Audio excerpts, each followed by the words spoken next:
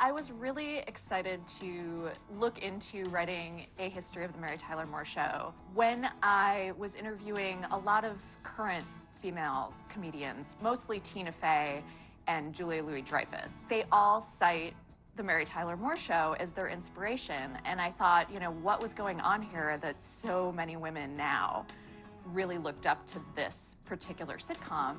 And once I looked into it, I also found out that it was one of the first shows to hire many women behind the scenes to write for it, as opposed to just the token one or two.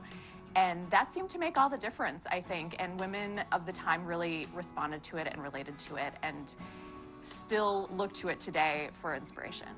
Am I a Mary or a Rhoda is something that often comes up in the course of discussing the Mary Tyler Moore Show. I think we all identified more with one than the other. And I would say that I grew up as a Mary. I was a very good girl, but I really aspired to be Rhoda. And I'm happy to say that I think I grew up to be more of a Rhoda, a little more outspoken. She had great fashion sense. She was really artsy. She was very cool. And I always wanted to be her. And I used to wear headscarves when I was about 5 years old, hoping to someday be as cool as she was. I believe that Mary Richards would not necessarily have called herself a feminist at the time that she was on the show. But I think that she learned a lot of lessons through what we saw on the show that probably would have led her to eventually identify as a feminist. And I like to believe that she would be out there somewhere right now, kind of rabble-rousing even in her latter years.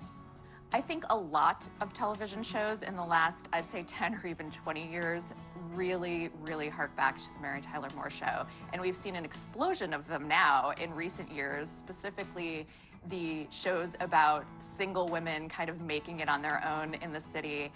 And everything from 30 Rock to now the Mindy Project, I think really reflects that.